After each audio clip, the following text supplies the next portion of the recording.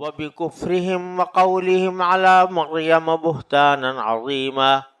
وقولهم إنا قتلنا المسيح عيسى ابن مريم رسول الله وما قتلوه وما صلبوه ولكن شبه لهم وإن الذين اختلفوا فيه لفي شك منه ما لهم به من علم إلا اتباع الظن وما قتلوه يقينا بل رفعه الله إليه وكان الله عزيزا حكيما وإن من أهل الكتاب إلا ليؤمنن به قبل موته ويوم القيامة يكون عليهم شهيدا فبظلم من الذين هادوا حرمنا عليهم طيبات أحلت لهم وبصدهم عن سبيل الله كثيرا وأخذهم الربا وقد نهوا عنه وأكلهم أموال الناس بالباطل وأعتدنا للكافرين منهم عذابا أليما۔ ان آیات کا ترجمہ یہ ہے کہ اور اس لیے کہ انہوں نے کفر کا راستہ اختیار کیا اور مریم پر بڑے بھاری بہتان کی بات کہی اور یہ کہا کہ ہم نے اللہ کے رسول مسیح عیسی ابن مریم کو قتل کر دیا تھا، حالانکہ نہ انہوں نے عیسیٰ علیہ السلام کو قتل کیا تھا نہ انہیں سولی دے پائے تھے، بلکہ ان کو اشتباہ ہو گیا تھا۔ اور حقیقت یہ ہے کہ جن لوگوں نے اس بارے میں اختلاف کیا ہے وہ اس سلسلے میں شک کا شکار ہے اور انہیں گمان کے پیچھے چلنے کے سوا اس بات کا کوئی علم حاصل نہیں ہے، اور یہ بالکل یقینی بات ہے کہ وہ عیسیٰ کو قتل نہیں کر پائے، بلکہ اللہ نے انہیں اپنے پاس اٹھا لیا تھا، اور اللہ بڑا صاحب اقتدار، بڑا حکمت والا ہے۔ اور اہل کتاب میں سے کوئی ایسا نہیں ہے جو اپنی موت سے پہلے ضرور بالضرور عیسیٰ پر ایمان نہ لائے، اور قیامت کے دن وہ ان لوگوں کے خلاف گواہ بنیں گے۔ غرض یہودیوں کی سنگین زیادتی کی وجہ سے ہم نے ان پر وہ پاکیزہ چیزیں حرام کر دیں جو پہلے ان کے لیے حلال کی گئی تھیں، اور اس لیے کہ وہ بکثرت لوگوں کو اللہ کے راستے سے روکتے تھے اور سود لیا کرتے تھے، حالانکہ انہیں اس سے منع کیا گیا تھا، اور لوگوں کے مال ناحق طریقے سے کھاتے تھے۔ اور ان میں سے جو لوگ کافر ہیں ان کے لیے ہم نے ایک دردناک عذاب تیار کر رکھا ہے۔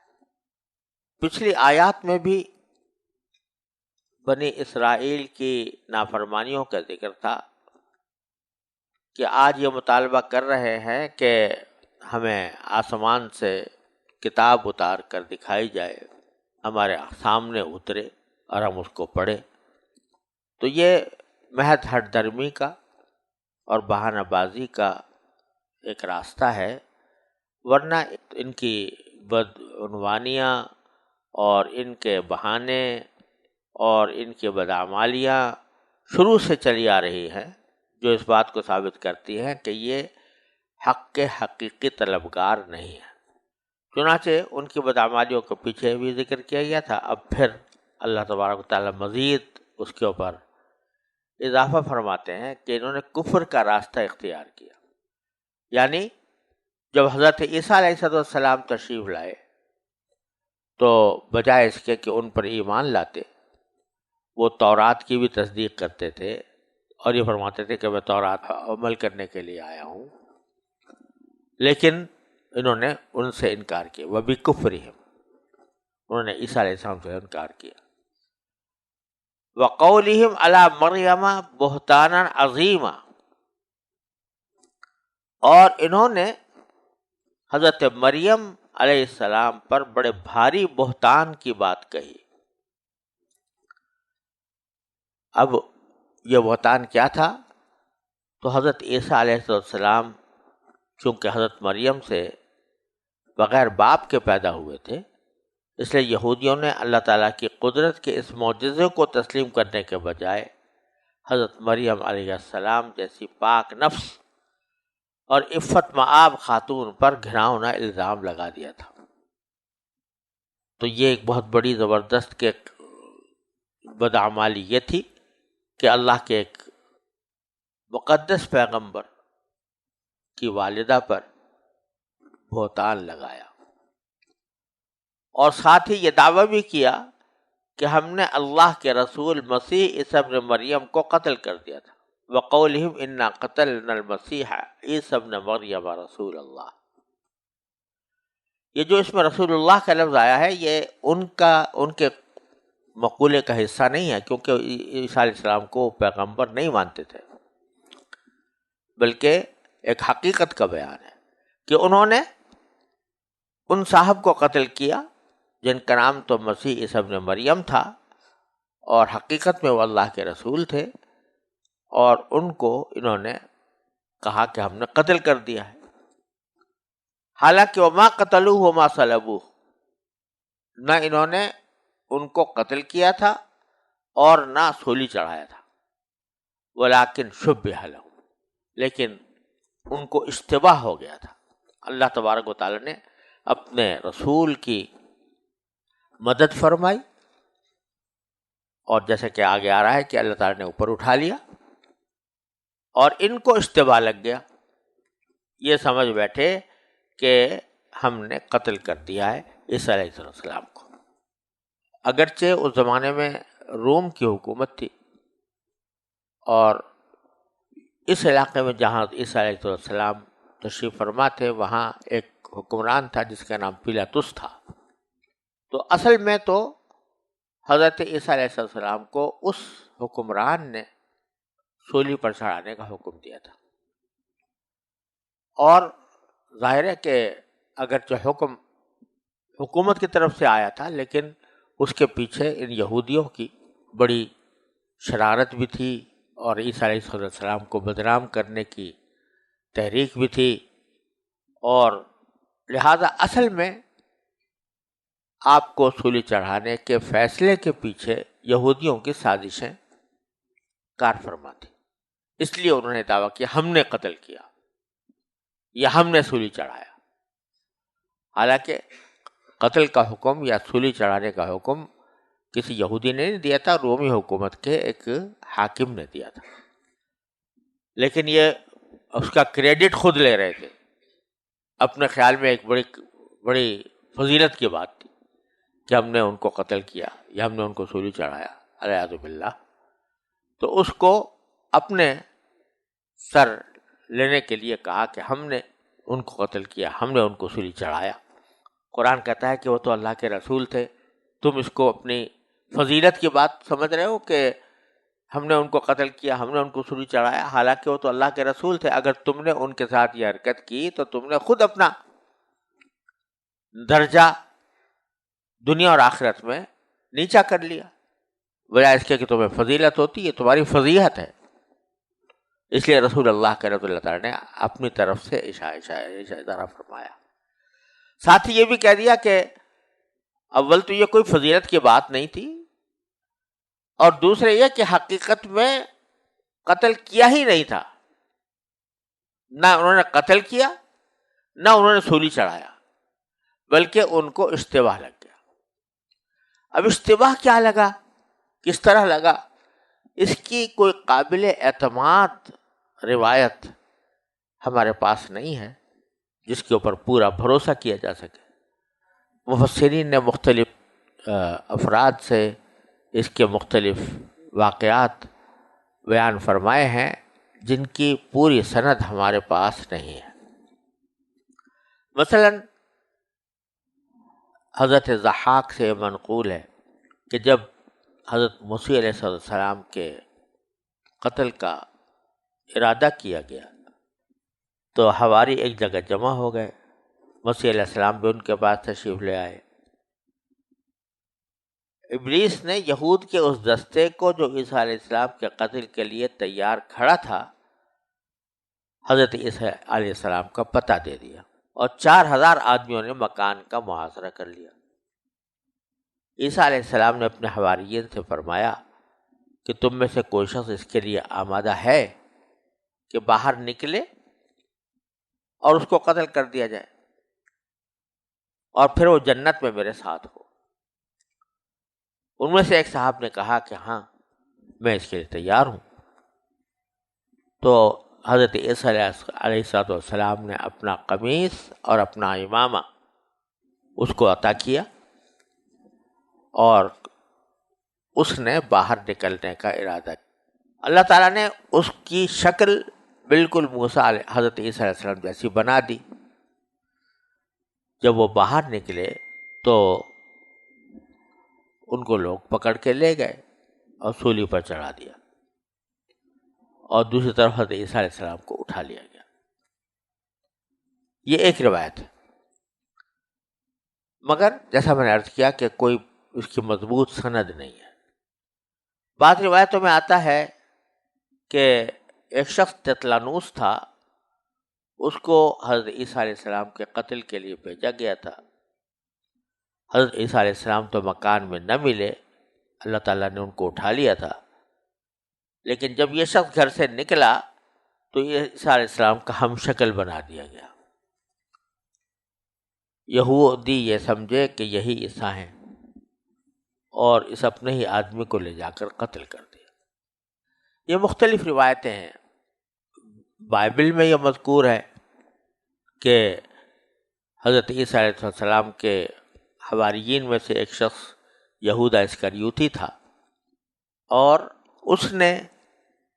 حضرت عیسیٰ علیہ السلام کا پتہ بتایا اور چند سکوں کی خاطر اس نے عیسیٰ علیہ السلام سے غداری کی اور پتہ بتا کر ان کو قتل کرنے والوں یا سولی چڑھانے والوں کے حوالے کیا۔ اب بعض روایتوں میں یہ بیان کیا گیا ہے کہ وہی یہودا اسکریوتی جو پتہ چلانے کے لیے اندر گیا تھا، جب باہر آیا تو عیسیٰ علیہ السلام کو تو اللہ تعالیٰ نے آسمان پر اٹھا لیا، اور یہودا اسکریوتی اس کی شکل تبدیل ہو کر عیسیٰ علیہ السلام جیسی ہو گئی، اور پھر انہوں نے اسی کو سولی پر چڑھایا۔ بہرحال جیسا میں نے عرض کیا کہ روایتیں مختلف ہیں، کسی ایک روایت پر پورا بھروسہ اس لیے نہیں کیا جا سکتا کہ اس زمانے کے واقعات کی کوئی باقاعدہ سند کے ساتھ حفاظت نہیں کی۔ نبی کریم سرورت عالم صلی اللہ علیہ وسلم کی احادیث اور آپ کی سیرت و سنت کو اللہ تعالیٰ نے محفوظ کرنے کے لیے اسناد حدیث کا ایک عظیم سلسلہ جاری فرمایا تھا۔ کیونکہ پچھلی شریعتیں باقی نہیں رہنی تھیں، اس لیے نہ ان آسمانی کتابوں کے تحفظ کا کوئی وعدہ کیا گیا تھا، اور جب آسمانی کتابوں ہی کا تحفظ کا وعدہ نہیں ہے تو پھر یہ زبانی روایتیں جو ہیں ان کا تحفظ کا تو کوئی راستہ ہی نہیں۔ اس لیے ہم اس بارے میں کوئی یقین کے ساتھ نہیں کہہ سکتے کہ اشتباہ کس طرح لگا، لیکن اتنی بات قرآن کریم نے بتا دی کہ یہ عیسیٰ علیہ السلام کو قتل نہیں کر پائے تھے، نہ سولی دے پائے تھے، بلکہ اشتباہ لگ گیا تھا، شبہ ان کو لگ گیا تھا کہ یہ سمجھ گئے تھے کہ ہم نے ان کو قتل کر دیا یا ان کو سولی پر چڑھا دیا۔ لیکن کیا ہوا کہ آگے فرماتے ہوئے ان الذین اختلفوا فیہ لفی شک منہ، اور حقیقت یہ ہے کہ جن لوگوں نے اس بارے میں اختلاف کیا ہے وہ سلسلے میں شک کا شکار ہے۔ یعنی بظاہر تو وہ یقینی طور پر یہی سمجھتے ہیں کہ عیسیٰ علیہ السلام کو سولی دے دی گئی تھی، لیکن چونکہ ان کے پاس اس کی کوئی یقینی دلیل نہیں ہے، اس لیے ایسا ہے جیسے وہ در حقیقت شک میں۔ ما لہم من علم الا اتباع الظن، انہیں گمان کے پیچھے چلنے کے سوا اس بات کا کوئی علم حاصل نہیں ہے۔ وہ تو اس تردد میں اور شک میں اور گمان میں ہے۔ اللہ تعالیٰ فرماتے ہیں وما قتلوہ یقینا، ہم یقین کے ساتھ کہتے ہیں کہ ان کو قتل نہیں کیا، بل رفعہ اللہ الیہ، اور بلکہ اللہ تعالیٰ نے ان کو اپنے پاس اٹھا لیا۔ اب اس الفاظ سے زیادہ اور صریح بات کیا ہوگی کہ عیسیٰ علیہ السلام کو اللہ تعالیٰ نے اوپر اٹھا لیا، یعنی آسمان پر اٹھا لیا، اپنے پاس بلا لیا زندہ۔ لیکن جو لوگ معجزات کے بارے میں تعویل کا راستہ اختیار کرتے ہیں اور معجزات کو تسلیم کرتے ہوئے ان کو بڑا تأمل ہوتا ہے کہ کہیں ہمیں کوئی یہ نہ سمجھ بیٹھے کہ یہ دیو مالائی مذہب ہے. اس واسطے وہ جہاں بھی کوئی معجزے کی بات آتی ہے تو اس کو کسی طرح تعویل کا شکار بناتے ہیں. تو یہاں پر بھی بعض لوگوں نے کہا ہے کہ نہیں جی آسمان پر نہیں اٹھایا گیا تھا. رفع اللہ الیہ کے معنی یہ ہے کہ ان کو اللہ تعالیٰ نے بڑا مرتبہ عطا فرمایا تھا. یعنی ایک طرح آپ دیکھیے کہ قرآن کہہ رہے ہیں ما قتلوہ یقینا. اب اس سے زیادہ اور کیا بات ہوگی کہ قتل نہیں کیا یقینی طور پر. پھر فرمایا رفعہ اللہ. اگر صرف درجے کی رفعت مراد ہوتی، مرتبے کی رفعت مراد ہوتی تو الہی کہنے کی کیا ضرورت ہے؟ الہی کا معنی اپنے پاس، اٹھا کر اپنے پاس بلا لیا. جہاں درجے کی رفعت کا بیان ہے تو وہاں اس قسم کے الفاظ نہیں آتے کہ ہم نے اپنے پاس بلا لیا. وہاں یہ رفعناہ مکانا علیہ، ہم نے ان کو بہت اونچا کا مکان عطا کیا. لیکن یہاں رفعہ اللہ الیہ، اور اس سے پہلے ما قتلوہ یقینا وکان اللہ عزیزا حکیما، اور اللہ بڑا صاحب اقتدار، بڑا حکمت والا ہے. کہ ایک انسان کو بھلا چنگا زندہ اس کو آسمان پر اچانک اٹھا کے لے جایا جائے تو ان کے اس بیہودہ تصور کو کہ یہ کیسے ہو سکتا ہے، اللہ تعالیٰ نے اگلی جملے میں فرما دیا وَكَانَ اللَّهُ عَزِيزًا. اللہ تبارک و تعالیٰ بہت صاحب اقتدار ہے، وہ ہر چیز پر غالب ہے. لہذا اس کی قدرت سے یہ کچھ بعید نہیں ہے کہ کسی بھی انسان کو زندہ اپنی طرف بلا لے. عزیزاً، وہ بہت غالب ہے، صاحب اقتدار ہے، ہر چیز کی قدرت رکھتا ہے، غالب ہے. اب سوال پیدا ہوا کہ صرف انہی کو کیوں اٹھایا گیا؟ اور بھی تو انبیاء کرام بہت دنیا میں آئے اور ان کے پیچھے بھی لوگ لگے، بعض کو قتل بھی کر دیا گیا. ان میں سے تو کسی کو اٹھایا نہیں، ان کو کسی سے بچایا نہیں. تو یہ کیا وجہ ہے کہ انہی کو اٹھایا اور انہی کو بچایا، دوسرے انبیاء قتل ہوتے رہے؟ تو فرمایا حکیمہ، اللہ صاحب اقتدار ہونے کے ساتھ ساتھ حکمت والا بھی ہے. کس کے ساتھ کیا معاملہ کرنا ہے یہ وہی جانتا ہے، اور کیوں کرنا ہے یہ بھی اسی کو معلوم ہے. کسی دوسرے کو حق نہیں ہے کہ وہ اس سے سوال کرے. لا یسأل عما یفعل وہم یسألون. تو اس واسطے یہ دو صفتیں اللہ تعالیٰ نے ذکر فرمائی. ایک صفت سے باری تعالیٰ کی اس قدرت کی طرف اشارہ ہے کہ وہ جس کو چاہے اٹھا لے آسمان پر، اور دوسری صفت سے یہ کہ انتخاب کس کا کیا گیا اٹھانے کے لیے اور کس کا نہیں کیا گیا، اس کی حکمت کا تقاضا تھا. پھر فرمایا کہ یہ ساری باتیں ذکر کرنے کے بعد فرمایا کہ وَإِن مِّنْ أَهْلِ الْكِتَابِ إِلَّا لَيُؤْمِنَنَّ بِهِ قَبْلَ مَوْتِهِ. اہل کتاب میں سے کوئی ایسا نہیں ہے جو اپنی موت سے پہلے ضرور بالضرور عیسیٰ پر ایمان نہ لائے. کیونکہ اہل کتاب یہودیوں کو بھی کہتے ہیں اور عیسائیوں کو بھی کہتے ہیں. تو یہودی تو حضرت عیسیٰ علیہ السلام کو پیغمبر ہی نہیں مانتے تھے، اور عیسائی خدا کا بیٹا ماننے کے باوجود یہ عقیدہ رکھتے ہیں کہ ان کو سولی پر چڑھا دیا گیا تھا. اللہ تعالیٰ فرماتے ہیں کہ سارے اہل کتاب چاہے یہودی ہوں یا عیسائی اپنے مرنے سے ذرا پہلے جب عالم برزخ کے مناظر دیکھیں گے تو اس وقت حضرت عیسیٰ علیہ السلام کے بارے میں ان کے تمام غلط خیالات خود بخود ختم ہو جائیں گے. یہودی یہ مان جائیں گے کہ وہ اللہ کے پیغمبر تھے اور ان کو اٹھا لیا گیا تھا. عیسائی یہ مان جائیں گے کہ ان کو قتل نہیں کیا گیا تھا بلکہ اللہ تبارک و تعالیٰ نے ان کو آسمان پر اٹھا لیا تھا، اور وہ ان کی حاصل حقیقت پر ایمان لے آئیں گے. یہ اس آیت کی ایک تفسیر ہے جو بڑی تعداد میں مفسرین نے اختیار کی ہے، اور حضرت حکیم الامت مولانا تھانوی رحمۃ اللہ علیہ نے بھی اسی کو ترجیح دی ہے. لیکن ایک اور تفسیر حضرت ابو ہریرہ رضی اللہ تعالیٰ عنہ سے منقول ہے کہ اس میں ام من اہل کتاب الا یؤمنن بہ کی ضمیر حضرت عیسیٰ علیہ السلام کی طرف ہے، اور قبل موت ہی کی ضمیر بھی عیسیٰ علیہ السلام کی طرف ہے، جس کے معنی یہ ہوں گے، اس طرح ترجمہ اس طرح ہوگا کہ اہل کتاب میں سے کوئی ایسا نہیں ہے جو عیسیٰ کی موت سے پہلے ان پر ضرور بالضرور ایمان نہ لائے۔ اس کا مطلب یہ ہے کہ اللہ تعالیٰ نے حضرت عیسیٰ علیہ السلام کو اس وقت تو آسمان پر اٹھا لیا ہے، لیکن جیسا کہ صحیح احادیث میں مروی ہے، آخر زمانے میں وہ دوبارہ اس دنیا میں آئیں گے، اور اس وقت تمام اہل کتاب چاہے یہودیوں یا عیسائی، ان پر ان کی اصل حقیقت واضح ہو جائے گی اور وہ سب ان پر ایمان لے آئیں گے۔ یہ تفسیر حضرت ابو ہریرہ رضی اللہ تعالیٰ عنہ سے مروی ہے، اور اس روایت کے مطابق اس آیت میں عیسیٰ علیہ السلام کے دوبارہ اس دنیا میں تشریف لانے کی ایک پیشین گوئی موجود ہے۔ واللہ سبحانہ عالم۔ اب یہ بیچ میں جو جملہ معترضہ تھا وہ بھی چل رہا ہے، وہ یوم القیامت یکون علیہم شہیدہ،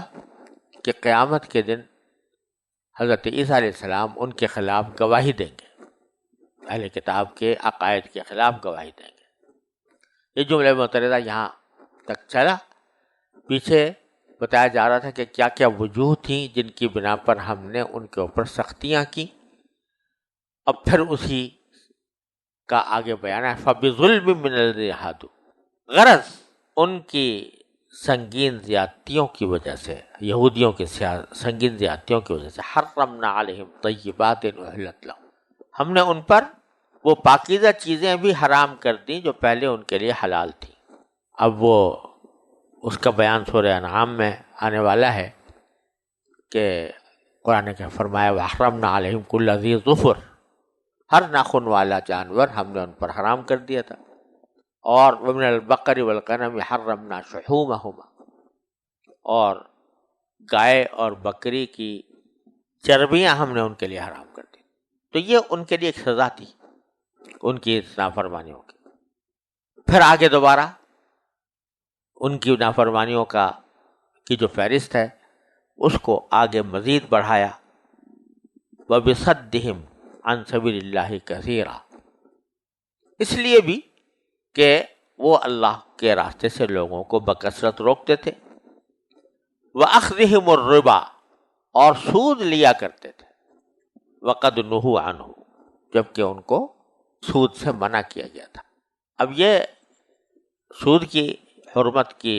کام اب بھی بائبل کے اندر موجود ہیں اور عہد نامہ قدیم میں بھی موجود ہیں، جس کے اوپر یہودی ایمان رکھتے ہیں۔ لیکن اس میں آگے چل کر یہ تفریق کر دی گئی ہے کہ اپنے آدمیوں سے نہ لینا سود، غیر قوموں کا کوئی آدمی آئے تو اس سے سود لینے کی تمہاری اجازت ہے۔ تو پہلی تبدیلی یہاں سے شروع ہوئی، اپنے آدمی سے مت لو، غیر آدمی یعنی بنی اسرائیل سے باہر کا کوئی آدمی جس کو وہ جنٹائل کہتے تھے، یعنی باہر کے لوگ، باہر کی قومیں، ان سے سود لینے کی کوئی ممانعت نہیں ہے تمہیں، جتنا چاہو سود لو۔ تو پہلی حرکت تو یہ کی گئی، بعد میں پھر کھلم کھلا سود کے اوپر سود کو کھانا شروع کر دیا گیا، اس کی مختلف تعویلیں شروع کر دی گئیں، اور آخر دور میں یہ تعویل کی گئی تو سود جو حرام کیا گیا تھا وہ غریب آدمیوں سے سود لینا حرام کیا گیا تھا، اور سرمایہ داروں سے اور بڑے بڑے لوگوں سے سود لینے میں کوئی مذائقہ نہیں ہے۔ بہرحال یہ اس کی کچھ تفصیل ہم سورہ بقرہ میں ذکر کر چکے ہیں۔ تو فرمایا کہ وَأَكْلِهِمْ أَمْوَالَ النَّاسِ بِالْبَاطِلِ، آخری بات جو ذکر کی ہے ان کی بدعنوانیوں کی فہرست میں وہ یہ کہ لوگوں کا مال ناحق طریقے سے کھاتے تھے۔ اب اس میں ساری وہ چیزیں داخل ہو گئیں جو حرام کاروبار کے حرام طریقے ہیں، کمائی کے جو حرام طریقے ہیں۔ تو مطلب یہ کہ ان کو پیسہ بنانے کے لیے کسی روک کی ضرورت نہیں تھی، بلکہ جس طرح بھی پیسہ ملتا ہو اس کو وہ حاصل کرنے کی فکر کرتے تھے تاکہ ان کے مال میں اضافہ ہو، کسی حلال و حرام کی پرواہ نہیں کرتے تھے۔ خلاصہ یہ کہ ان کی عنوانیوں کی یہ اتنی بڑی فہرست ہے جو ہم نے بیان کی ہے، اس سے پتہ چل رہا ہے کہ یہ کوئی حق کے طالب نہیں ہے، یہ ہر دھرم ہے۔ لہٰذا یہ جو آپ سے پوچھ رہے ہیں کہ ہمیں آسمان سے کتاب اترتی ہوئی دکھاؤ، یہ محض ایک بہانہ ہے۔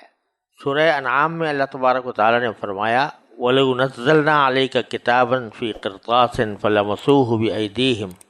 لَقَالَ الَّذِينَ كَفَرُوا إِنْ هَذَا إِلَّا سِحْرٌ مُبِينٌ،